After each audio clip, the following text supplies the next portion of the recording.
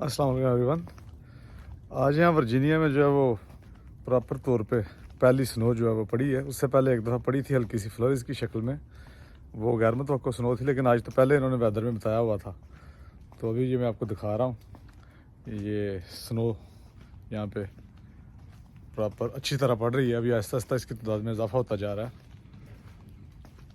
इससे सर्दी की शिद्दत का अंदाज़ा लगाया जा सकता है कि यहाँ पे सर्दी इस वक्त कितनी होगी।